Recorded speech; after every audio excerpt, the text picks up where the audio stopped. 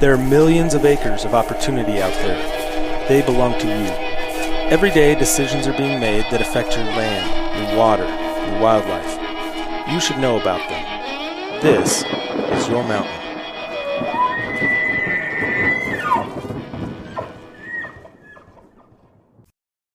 Hey everybody, welcome to the Your Mountain podcast. I'm your host, David Wilms. Mike McGrady's with me. That's right. I'm right here. Mike, hi, how are you doing? Never been better. Yeah? How's that possible? So last time I asked you, you said you'd never been better. Yeah. Things have improved since then? Constantly up. That's good. That's the way life should be. Yeah. Nephi. I'm here, Dave. Good. We missed you. I know. I can't stay still here because it's not as if I've been here continually now. Yeah. Now I'm just here. And so we are in Denver, Colorado at the beautiful Denver Convention Center. And anybody that's not been there before, out front of the Denver Convention Center, there's this great big, about a 3-story tall blue bear looking in. It's pretty unique. We are at the Outdoor Retailers Summer Market. That's right. Which has made parking impossible. Uh-huh. It was a nice hike, though, from the truck. Yeah. Traffic miserable. But it's, by all accounts, a pretty incredible collection of folks in the outdoor retail industry from around the country getting together. So excited to be here and really excited to welcome the president and CEO of Backcountry Hunters and Anglers, Tawney. Glad to be here. Thans for taking the time. Yeah, and I know that little walk you did this morning, that's just getting you ready for the fall, so you should be that should be good, right? Not enough elevation change. Yeah. I understand that you've got a little bit of a hike back to your hotel. We do. Well, we're staying at VRBO. That's so, true. we're all staying, it's like a bachelor party almost. There's 5 men in this place. Now, you guys are doing a competition, right? And so, in terms of Backcountry Hunters and Anglers, correct? Like, getting ready for the... Hike to hunt started June 1st, and it's going to be over August 31st. So, did you just hike from your VRBO? I did not, because it was hot this morning, and I didn't want to be all sweaty for these meetings. So, what's hike to hunt? Hike to hunt is basically what we're trying to do is create awareness around public lands, get in shape for the fall, and then raise a little bit of money. So, there's kind of 2 parts of it. Is it how many miles you hike? Like there's a competition there. Winner gets a bunch of gear from our sponsors, corporate partners. And there's a fundraising challenge as well. And so the fundraising challenge is a lot like a march of dimes or something, right? I'm going to walk so many miles. And you're going to pay me either a lump sum or like $1 per mile or something. And so we've collectively already walked over 50,000 miles, and we've raised, I think, $40,000 right now. So is it open to anybody? Open to anybody. We're working with Under Armour, so we're using their app called Map My Hike, and so you have to log in there. So then it's on, it's not on the honor system. I think we all like to say that that you would honor that, but I think there's some people who take advantage of it, and so Under Armour actually watches it. And I think there's 1,400 people across the country that are participating. The top guy right now is a guy named David Frisbee down in Arkansas, and he's hiked over 700 miles. I'm top 20, and I've hiked 312 miles. And so like the disparity between me and him is huge. So what you're saying is if I started today, I'm in a huge deficit. So there's no point in trying. But you got to start at some point so you can get in shape, right? So it's like not the same that you aren't. No, that's fair. Yeah, I'll say he isn't. That's fair. I'm starting this weekend though. I'm taking. I'm heading out for a. Isn't that what you said last weekend? No, this is legitimate. This is legitimate. I'm heading out for a week-long backpacking trip in the Wind River Range of Wyoming. And we're planning on putting somewhere between 50 and 60 miles on the boot. And, we're probably going to do in the neighborhood of 6,000 or 7,000 feet of elevation. Good for you. Gain. So that, if I'm not in shape going in, I should be in shape coming out. Yeah. Right. Yeah, you have weight on your back too. I'll have just a little. I try and go ultralight, so 70, 80 pounds. Everyone listening tops. to this podcast to understand this. You cannot get in shape in 1 week, despite what Dave just made it sound like. Well, so he'll keep it up because last year he did the same thing to me, and then we went elk hunting. I was not ready, yeah, and he was, and just blew. Just please start with your backpacking trip, but man. No, that's the way Keep I do at it. I always start with a big backpacking trip. Jump start. And that's my jump start. And then for the rest of the summer into early fall, I try and keep up that momentum so that when Mike and I go out in the fall, I can get far enough ahead of him to have a chance. Yeah, right. You just got to be faster than your buddy, right? Yeah, that's exactly right. With, whether you're running from a bear or pursuing an elk, either way, you just need First to be person faster to the top than of your the buddy. ridge, right? It's me the one that sees the elk. That's exactly right. So, Land, what brings you to the convention? I think that there's, I think for a long time, hunters and kind of the outdoor rec community have been separated. And I think there's all sorts of reasons for that. But I think there's a ton of synergy for the folks that are here. And we probably agree, on most things. There's definitely some things that we don't agree on.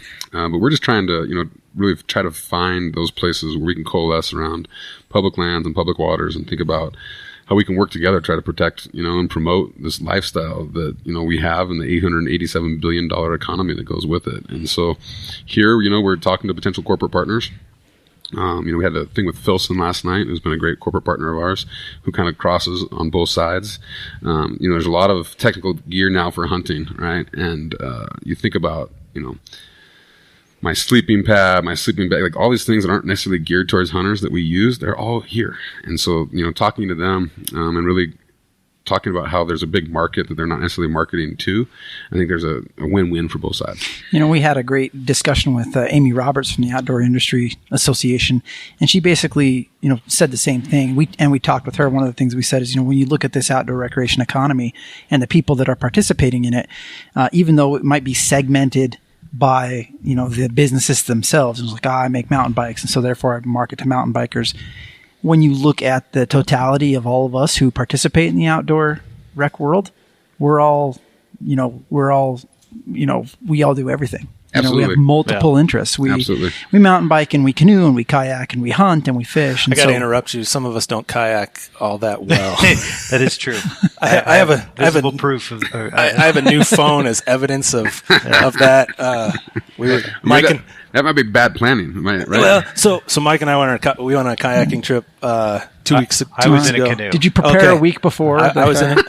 I bought the kayak 2 days before we went out. Yes. Yeah. Yes, there it is. Yeah, but I borrowed Nephi's canoe 2 days before also. How was the canoe, by the way? It was awesome. Yeah, I told you. Yeah, you didn't roll it. I rolled twice, and once was my fault because I bought a fishing kayak. And so we're doing a river float. It's with our families. This is nothing technical. We're just doing a river float, and I want to do. This isn't like class 4 rapids. Oh, or this anything. is class. There's like a It's negative just his children. He doesn't care. Yeah, if it's like a negative class rapid, that's what we're. It was like 100 CFS. I mean, it was. I love where the story's going. It was like 70-degree water. I mean, so I bought this kayak, and it had a compartment in it that's supposed to be waterproof. And so I threw my phone in there. Normally I would take a GoPro, and I'm like, I'll just throw my phone in. I got this waterproof compartment. Well, of course, in order for it to be waterproof, you have to actually seal it tight. But I decided, the first time I rolled, it was not my fault. This is debatable among the parties. Whose fault was it then? It's the bridge that I ran into. It was God's fault. The bridge. It's the support beam. Because those things move a lot. It's that support beam I ran into. But the other time, it's a fishing kayak, and they advertise it as you should be able to stand up in it and fish. I'm like, well, I'm going to put it to the test. Maybe people can stand up in it. I can't. I got about 3/4 of the way stood up and rolled the thing, and so my I don't phone think was, that thing is sized for you. I think you're taller than it is. It's not. That's a nice way of putting it. Taller. I like how you said that. Yeah, it's very. Yeah, it wasn't the. It could use a couple more feet. Yeah. You bought it at a big box store, didn't you? I did. Yeah. So you're gonna that sells lumber. No. No, I did not. I bought it at a big Sells box store that groceries. sells sporting goods. Oh, okay. I thought you went to. Are you going to keep working on it, or is that kind of like a one and done? No. So my wife's really into it, and so she talked me into getting this. And now that I own it, I'm so cheap. I have to keep doing it. But yeah, so now I have a new phone. So sorry to interrupt you, Nephi, but that was just I don't some remember of us talking about want the to store was kayak. worth it. We do more than just hunt. That's right. We do more than just hunt. That's the there point. we go. Some of us do it better than others. So yes, I don't remember where we were going with that, but hey, it's awesome that you're here because really this economy is so big, and I think we need to have people here who are bridging that divide and trying to keep it from getting divided and getting divisive, because really the power is in the whole. Absolutely. I think like unity, right? I think the more people you have working towards the same cause, the better results you're going to get. And I think that's one of why we're here. And I think you're exactly right. Our members, they hunt and fish like maniacs, but when they're not doing that, they're mountain biking, they're mountain climbing, they're backcountry skiing, or they're using mountain bikes to get behind roads, or not get behind roads, get behind gates, right? Like with these areas that are closed off to motorized use, we can take a bike in there. And so, it's these ideas of putting somebody in a box over here and a box over here. Like I don't think that translates really well. There's some scariness though. We do pull the trigger and we do eat things, and I think that's a little scary to people sometimes. I'm sure it is. It's a good point. And I don't know if we'll get to this later, but what a great opportunity too for mentoring. Because these people have the skills, and it's so important for us to get people into the hunting and the shooting sports. And this is a place where these people have the aptitude and they have the attitude where they can do it. And they're self-sufficient people. They're go-getters. They're not scared to tackle something new. Man, it's a perfect pool if you're looking for hunting buddies. Find some of these people, and get them started. If you care about, from my perspective, if you care about the future of hunting and conservation, these are the people you need to be reaching out to, and you need to be introducing them and getting them started in this process. Absolutely. And so tomorrow night, we're doing that in spades. So Mating Patelis, who has Hunt to Eat, we're having a thing tomorrow night at his house where we're doing a wild game feed. And so inviting, folks that probably never eaten wild game before. And we're going to, have some beers and, and eat some great food and introduce them to kind of wild game. And I think, this whole idea, we've been looking at hunting numbers that have been going down, and then they have that little blip, in the last survey, and that they dove deeper into that, and it was like there's more women that are starting to hunt, and then there's also like foodies, right? So these folks that didn't grow up hunting, but they're growing their own vegetables, they're going to the farmer's market, and the next step is, well, how do I get my own meat? Well, you go hunt. And so they don't have, they don't know how to do that. So it's trying to bring them in and make them feel comfortable. It's access. It absolutely. Backcountry Hunters and Anglers is sponsored in Cheyenne, we have a woman that's organized working with Backcountry Hunters and Anglers, organized something just like that. Had it now for 2 or 3 years. Taste of the Wild. Yeah. Open to the whole community. Right. I'm going to use air quotes. I play in a band, and I'm air quoting that. But another guy and I, we play for that event every year. Oh, sweet! Thank you. And it's it's a good time. That I don't know that they raise a bunch of money, but they're introducing. The idea is to introduce people, to diverse food sources. What do you play, Dave? So I play some guitar and I play some saxophone. Oh yeah, everybody put that in your memory. Put that in your little mental. Sax. That's right, a little saxophone. Yeah. And he sings. I'll play you some Careless Whisper later. Oh yes, please. David sings. He covers Justin Bieber pretty well. That's for the kids. It's not for public consumption. No, I play it at that event, actually. You did? Yeah, I did a Justin Bieber cover at that event. That is hilarious. It's pretty funny. Yeah. And the guy I play with, he's a pastor in town. Yeah. So that's cool. But it's a great time. My whole point is it's a great time, and it's bringing these folks more than together. everybody wanted to know about Dave Williams. But hey, you got to bring people together. Like we're doing like these storytelling events, all across the country. Yeah, I've seen that. We did one in New Belgium here at their headquarters in Colorado, and so you have a ton of people that don't hunt and fish, but these ideas, like the stories, that are out there. I think your idea that they're self-sufficient, they've been out in the woods, they know how to function out there, and so like these ideas of like grit, like that moment when the chips are against you, and we've all felt that. They felt it too. They're going up, they're climbing up that mountain. They felt that exact same thing, and there's two options at that point. You can either go home, or you can buck up, right? And I think everybody knows that. And sometimes the best idea is to go home, right? We've all kind of put our shoulders back, and I think you find that synergy, right? And then you have conversations about other things. Yeah, it's fun. I'm really active with a lot of guys in the firearms community through shooting sports and through other stuff, and you do kind of find where you want to find this meld. Either you take those guys and you introduce them to those backcountry skills, or vice versa. You take the backcountry skill guys and you introduce them to the other side, and you can create some great hunting buddies. Totally. So I'm going to pivot a little bit. I want to talk specifically backcountry hunters and anglers. Yep. So tell me a little bit about how you came into being, first of all. Sure. Your story. What's your Have you ever story? sat around a campfire late at night and solved the world's problems? Never. Nobody's ever done that. So in 2004, we had some, our founders were sitting around a campfire in Oregon, and they looked at the space, right? You know, the Elk Foundation, Mule Deer Foundation, Trout Unlimited, all these organizations are doing very, very good work. A lot of species-specific work, a lot of private land conservation, right? Like, you know, habitat and wintering habitat is key, especially for mule deer and elk. And so, but nobody's really focused on public lands and public waters. And so that's really like the genesis for BHA. And so that happened in 2004. And I remember I became a member like pretty early on because I knew some of the folks that were around that campfire. And then they kind of plateaued at about 1,000 members and stayed there until really 2013 when I took over. And at that point, you know, Tim Brass, who still works for us, was part-time. And I came in, saw that car was been built. You know, it's this great idea. You know, there couldn't be anything, I think, more democratic in this country than our public lands. You know, those public lands don't care who your parents are. They don't care how much money you made last year. They just care if you got, you know, the will to get out there. And so I saw this thing had been built, and, you know, the people, like when I was working for National Wildlife Federation before I took this job, we would do fly-ins out to Washington, D.C.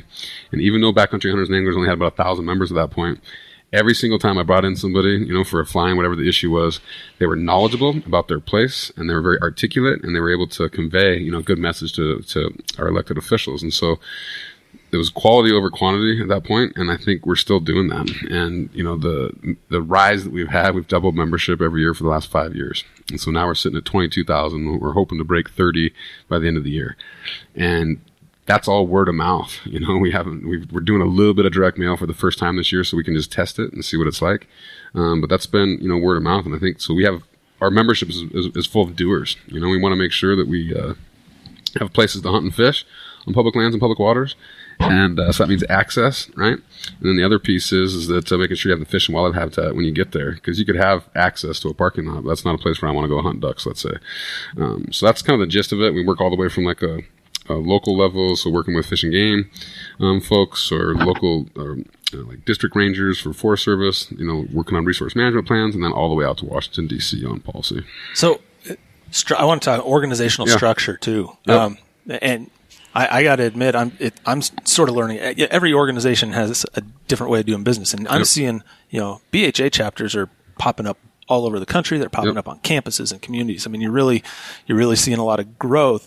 Are these chapters affiliated with the national chapter in some? Like, how does that work? Are they independent affiliates? Are they dependent affiliates? How's that organization structured? So I think that's where we want to become a little bit different too. You know, I think they looked at back then like what the structure were of a lot of different organizations and wanted to find something that fit for us. And so we all share the same 501c3. So we're all one organization. You know, there's some healthy tension once in a while between a state chapter and the national kind of headquarters. And I would say the North American headquarters, because we do have chapters up in Canada. But you know, we kind of provide a framework for them, and then within that framework, they can kind of go engage on issues that they want to engage on. And so as long as like we're staying within that framework, and we're all working towards the same thing. I think there's sometimes they get out and they're doing stuff that isn't right within our wheelhouse, and so we have a conversation. But really, they have their own boards, right? They have their own bank accounts, and you know, it's kind of, we share money in a really interesting way. It's like a sliding scale on things. But for events, you know, if they put on an event all by themselves, they take 80%, we take 20%. If it's something we both work on together, it's 50-50 split. And if it's something that we do everything and they just kind of show up, it's an 80-20 our way. So those conversations happen before we have these events, by the way. Of course, yeah. So we're on the same page. But no, they make their, you know, they make their own decisions. And then as far as policy, if there's some new policy that we haven't engaged in, then they work that up through their ranks, and then that goes to the national board. And the national board actually decides if that's a policy we want to undertake. Okay, so that was going to be my next question. Yep. It was sort of understanding how policy setting worked, and so it's driven by. Is it driven by both the local chapter and the national board? So Absolutely. So either one can bring ideas for policy. Yep. And then there's a robust conversation, and then ultimately it's the national board that decides. But you know, so far that's been working really well, and I've talked about this healthy kind of I would say conversations that we have, I think it's really good to have that push and pull. And if everybody's on the same page all the time, I don't think you're really learning anything, right? Like you need to have somebody that's like questioning things, and if you thought about it this way, or if you thought about this policy in a different light. And so far, I've been here for 5 years and it's working really well. So how do you choose your national board? So who makes up that group? So I inherited a board when I first got here. And that, I think, it's all volunteer driven, right? And then, so from there, I make suggestions or board members make suggestions, but ultimately that's decided on by the board. And so I just became president, so I do have a vote, but that's only like in a tie situation. And I will be honest, I've never had to vote because if there's been some dissent, it's been very small. So that board, we met one of your board members today, Ryan Callahan, Yep. First Lights on your board. Yep. So the rest of the board decides to, they nominate. Is that how it works? So he showed interest, right? And so then he has to show, like, he wrote a letter of interest to the board saying, hey, I want to, I'd like to step up and volunteer to be on the national or the North American board. I have to be careful. And then he presented in front of the board, and they were able to ask him questions, and then got off the phone, and we decided later that day. Ryan's a very unique situation too, because he's just so well known, and so many of our board members already knew him. But there's a vetting process where we get to, somebody especially that not everybody knows, they get to ask questions, and then we give time. With Ryan, it was pretty easy. So you go through this process. Yep. You set your policies. Yep. And you're largely, at this point, I'd say, I don't think it's wrong to say you're really an advocacy organization at this point, right? Education advocacy. Yeah. So I'm going to put you on the spot. Yes. What are your top three, highest priority education or advocacy issues right now? It's easy. So the first one is Land and Water Conservation Fund. Land and Water Conservation Fund sunsets September 30th. For those who don't know what this is, it's been around since 1964. It's the number one access tool that we have in this country. Every single county in America has used this money. It's not just for hunting and fishing access. It's also been used for swimming pools and parks for kids.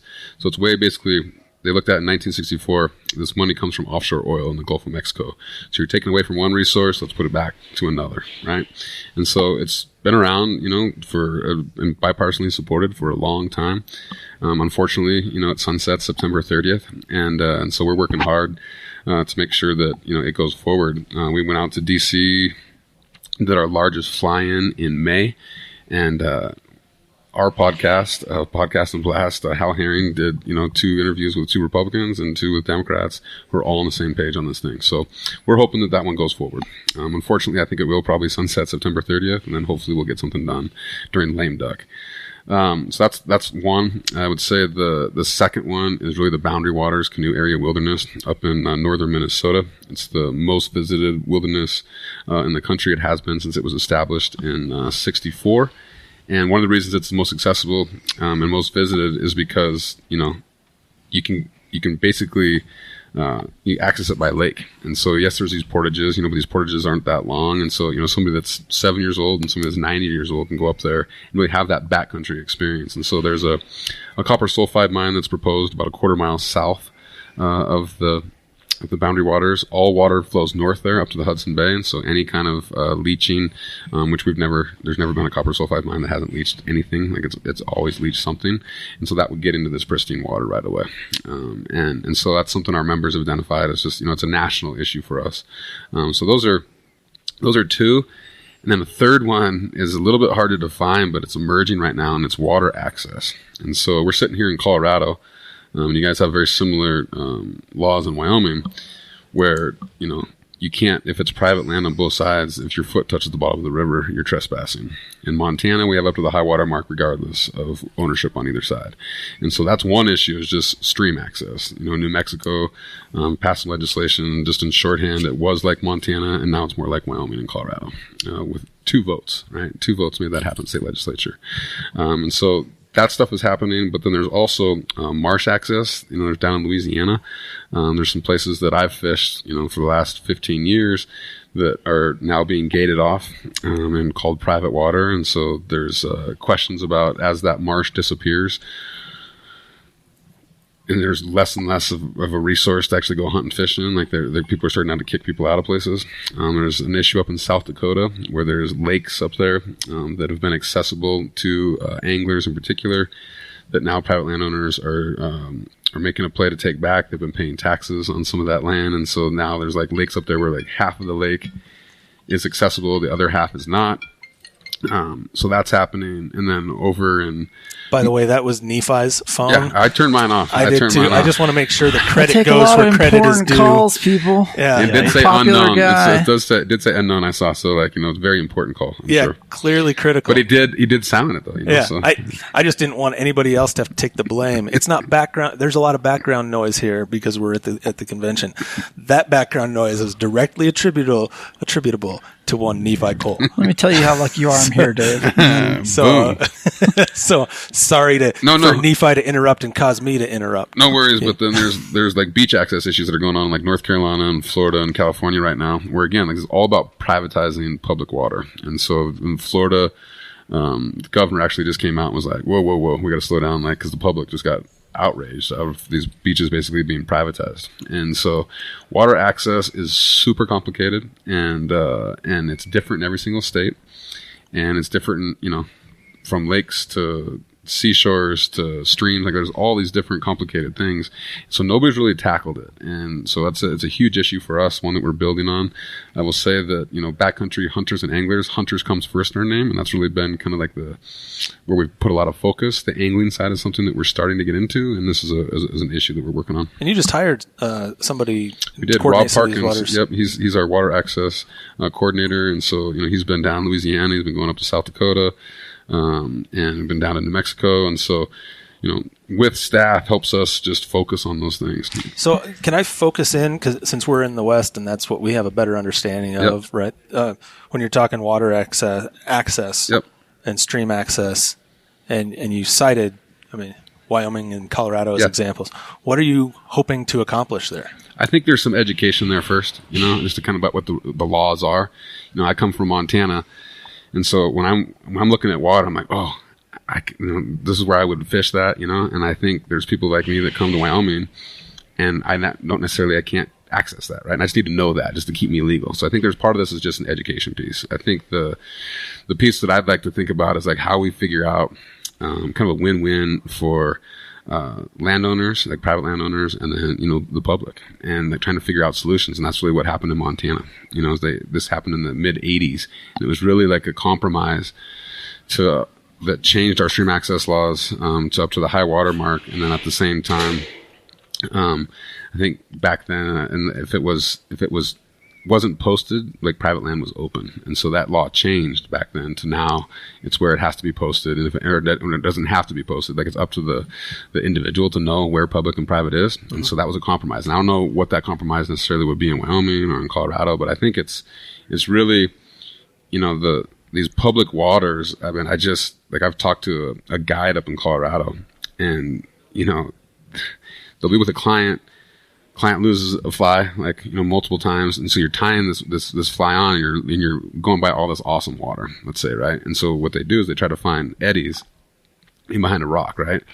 Well, there's people with binoculars watching, and if their boat touches that rock, now they're trespassing because they're touching the bottom of the water, right? Mm-hmm. That, to me, that doesn't make any common sense. Like, there's got to be some solutions that are in between this whole thing. I get the private property rights, and we don't want to infringe on those, but there's also this public water that belongs to all of us, and so we got to find a solution in the middle. So I think it's like trying to find solutions to some of these access issues. I love the way you approach that, because I think that as sportsmen, I think sometimes, unfortunately, and it's not a blanket for all of us, but unfortunately, it only takes a few bad apples to ruin the barrel. And I know that sounds trite to say that, but when you're dealing with these public lands issues, we have to be a good neighbor. I mean, you really do, because if you don't want a guy out there with the binoculars looking to try and get you sighted, at some point in there has to have been some. You have to have the foresight to understand that you have to be a good neighbor. You can't look for opportunities to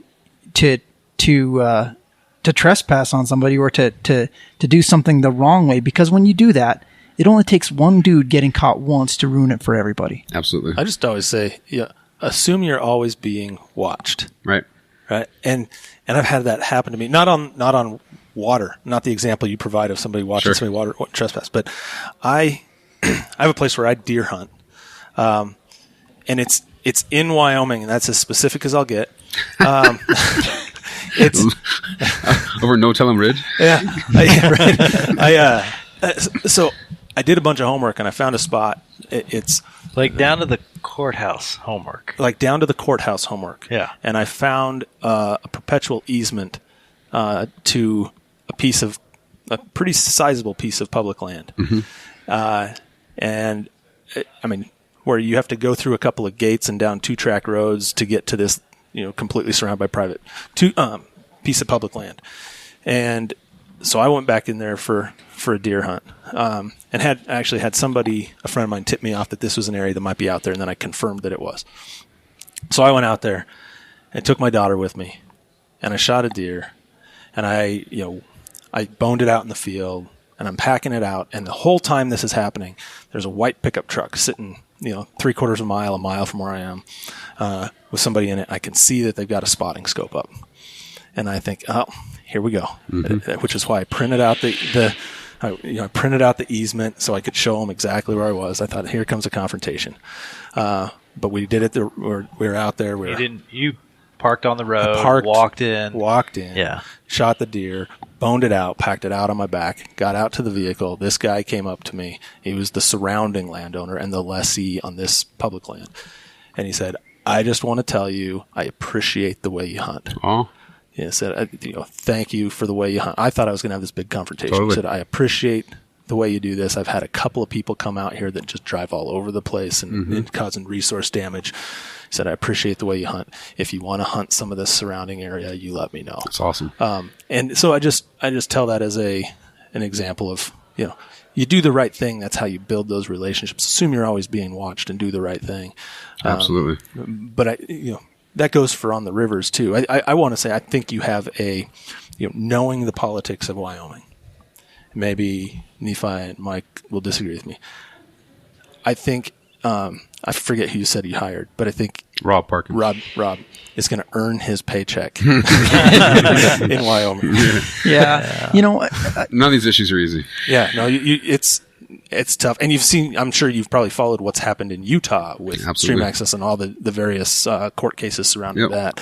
And I think you're going to continue to see more litigation in Utah on those in individual waterways to determine whether they're... Absolutely. Yeah. This is my personal opinion, but I think as a community, one of the best things that we can do is just approach this from that area of humility. Yeah, they're public lands. We're all public landowners. We should enjoy them, but also to remember, to not feel, to not be, pridefully, entitled as we approach getting to those lands and using those lands. Because, if we realize that, that we do share these with other people, and, it's going to go a long ways towards us making the inroads that we need to continue opening those doors and getting to those lands more easily. Well, ultimately, it's a partnership too, right? I mean, in Montana, where I'm from, it's 35% of our land is public. The rest is private.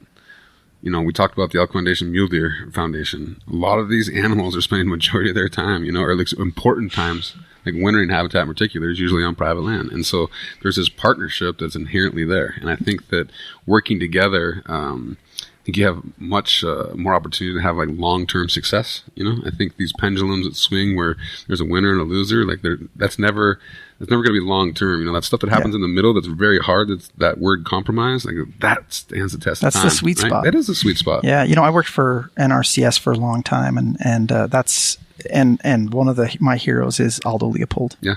Right, and who repeatedly, even though he had this love of the West and of public lands, said the future of conservation lies on private lands, because he recognized the need to have that relationship in order, because as you said of this, because these animals, they don't care who owns deed title.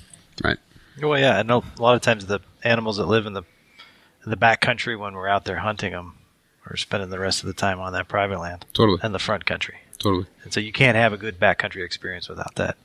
they go hand in hand, right? Yeah.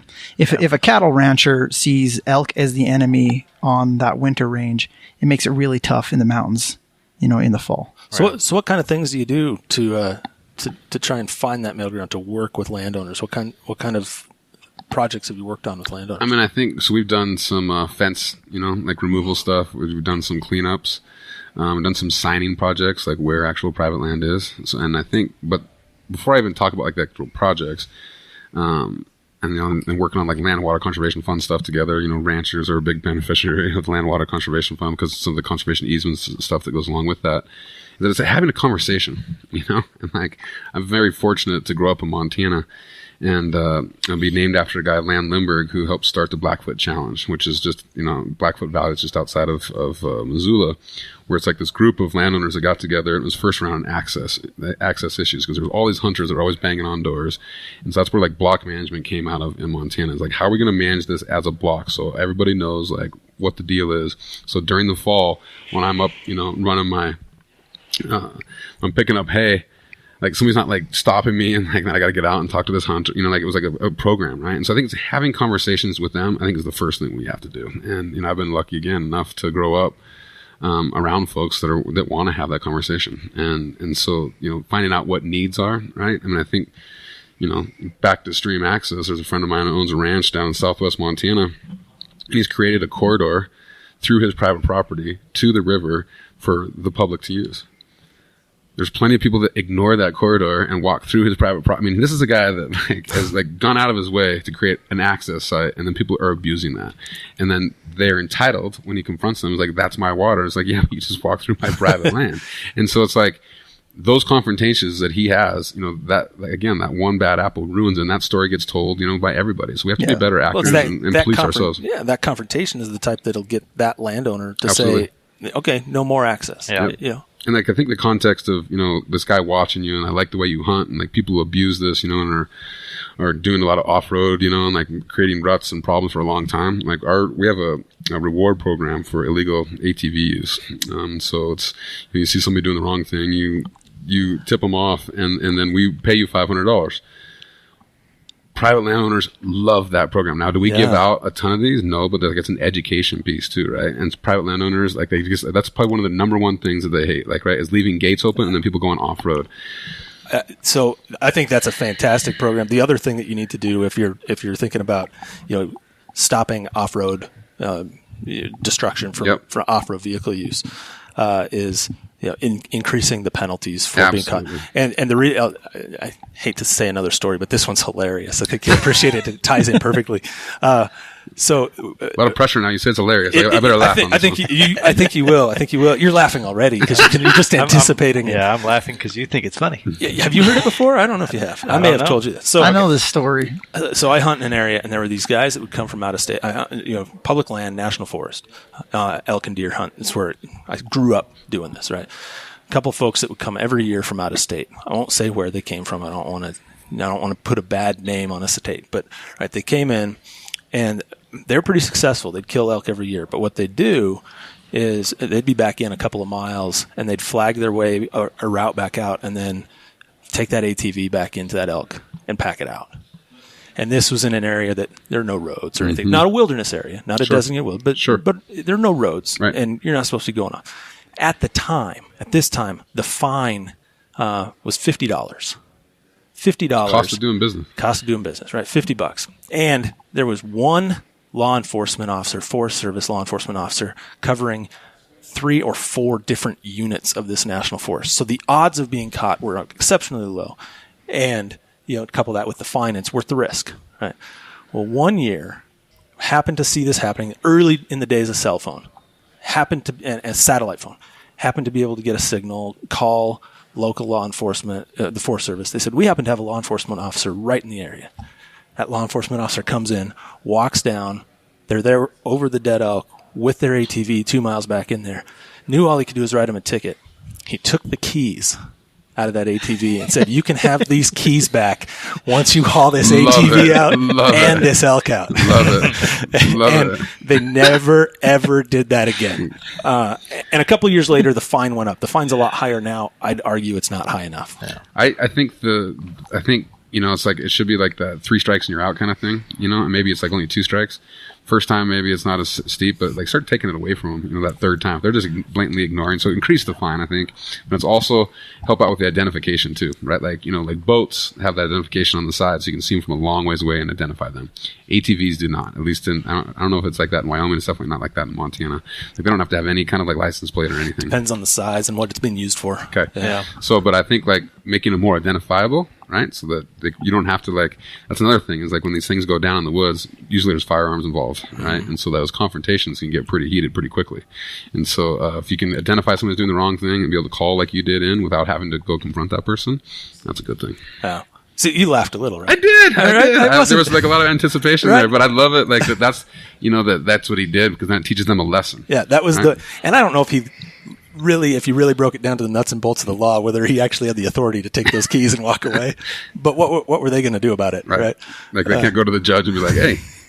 Yeah, you don't get a do-over. Right. Yeah, they had to push the thing out to get the keys back. Probably had to like maybe even like take it apart a little bit. Yeah, they may have. It's not a spot I wouldn't want to push. I didn't want to haul an elk out of that spot, let alone have to haul an elk and an ATV out. So LWCF. Yep. You're talking about LWCF, yep. And so if people want to see this program continue, because this has been something that's happened. So it's sunset. 3 years ago, sunset. Yep. And here we are again. Yep. If people are interested in seeing the Land and Water Conservation Fund continue, what are you telling folks to do? It's great. So, there's a lot of people that think that their voice doesn't count anymore in this country. And there's these big interests that have a lot of money and your voice doesn't count. Well, elected officials like to be elected, and who elects them? The people elect them. And so you have to use your voice. And so to me, what I'm telling people is pick up the phone and call your elected officials and tell them that this is the number one access tool in the country and you want to see it permanently reauthorized. That way we don't have to do this in another 3 years. Like I've been working on this my entire career, like 20 years. I'm kind of tired of talking about it because it's such a great program that really nobody knows about. Now, when you say permanently reauthorized, the program or funding with it as well? Or are you talking two we'd separate like tracks? Full funding too. Yeah. I think that's a little bit tougher. It's fully funded at $900 million. Which has happened twice, I think, in the history of the program. It's averaging between 300 and 400 right now, which is actually pretty good. But think about like how much money was worth, back in '64 compared to where it is now. Like those dollars aren't stretching the way they used to. Now I think for every dollar it's spent on Land and Water Conservation Fund, there's like a $4 like economic like bonus on top of that. So like you're leveraging money as well. But I'd say pick up the phone and call your elected officials and say, we do not want to see this thing sunset. We want to see it go forward. The full funding piece, I think it also has to go through an appropriations process. And so like every single year, that's another kind of, we'd like to see dedicated funding. And dedicated funding at $900 million would be a great thing. What do you think the likelihood of that happening is if you had to rub that crystal ball? I think the reauthorization, the permanent reauthorization is something that we can get done. And we should be able to get done this year.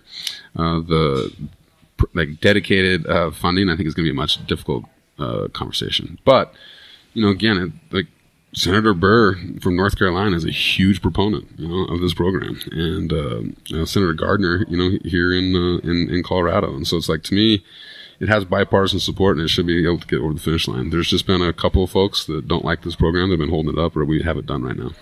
I think that you bring up some great points when you talked initially. And I think if everybody has this story to go talk to assuming that this is something you like LWCF, understanding it's pretty critical for everybody that there are different pieces of it, that there's a federal side, there's a local side, how the different pieces are used. Federal side, you're talking about things like large easements.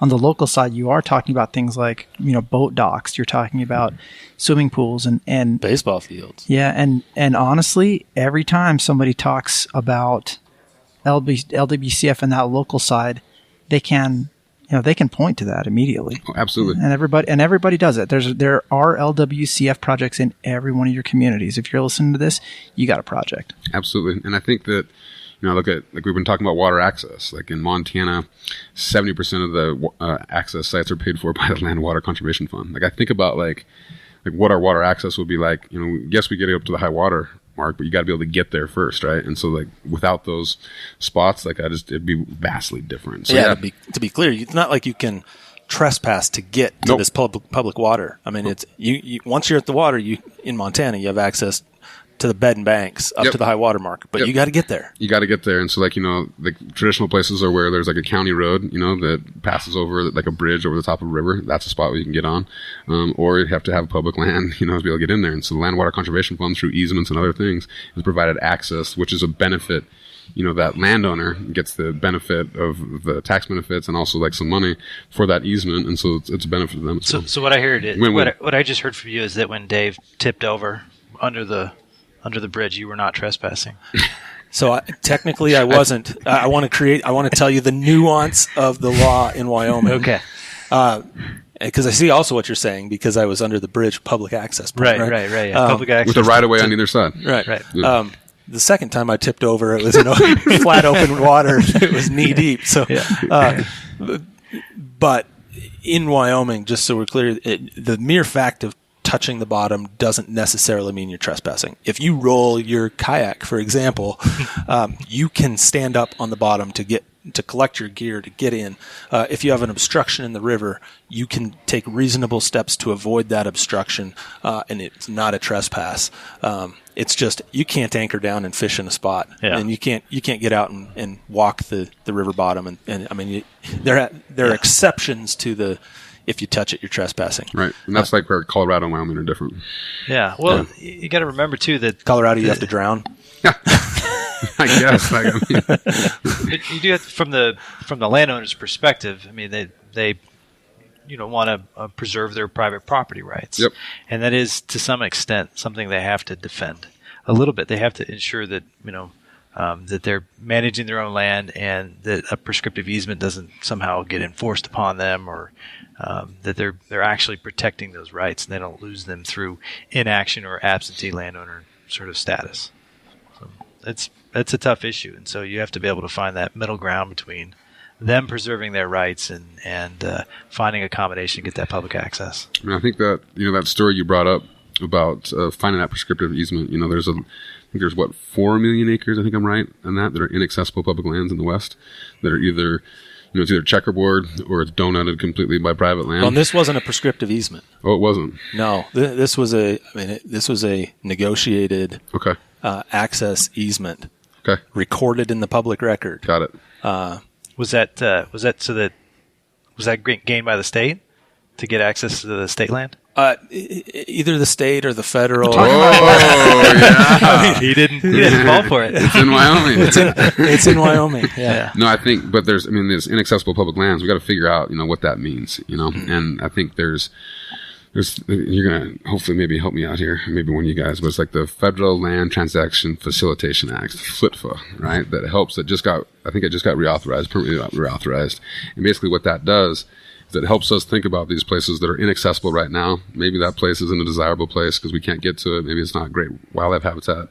Sell that piece. That money stays in an account to where you can actually go use that to purchase easements or other property that helps consolidate, right, some of this land ownership. I mean, some of this checkerboard stuff, like in the West, is absolutely ridiculous, and I understand why it happened, but as far as functionality on the ground, like a lot of that's being managed as de facto private land. Oh yeah, and it creates all kinds of just management issues. Totally, all kinds of issues. And for both sides, it'd be on both sides. Yeah, it'd be inaccurate to say like, "Oh, this is a boon for," because I mean, a lot of those private landowners there's some real challenges to them trying to manage a piece of private that's checkerboarded in too. Totally. Yeah, where they can't fence out, the federal lands and things. Yeah, absolutely. There's a lot of issues. That's the thing. It's like I got job security, right? You do. It appears as though you might. Well, and again, like this experiment that we're under, which is really our public land estate. It's like 130 years old. I mean, Roosevelt helped start this thing into motion, and so it's still this experiment. And I think what people don't realize is that after Roosevelt kind of set this thing into motion, we don't have what we have today just because he did that. Like, this did not happen by accident. There's plenty of people that have, been involved in kind of the management and how these lands are going to be managed. And that's the way it's going to go into the future as well. And I think back to your point, like, what do people do? Well, if you're not speaking up, then we could potentially lose this. And then, like, shame on us, right? Like, this great thing that we all covet, which is our public lands and public waters, like, that could go away pretty quickly. And so it's all up to all of us to use our voices to make sure that it perpetuates into the future. Well, I'll tell you, you've done to this point, I know you haven't been around for a long time doing it, but you've done a pretty good job of getting your voice out there and your organization's voice out there.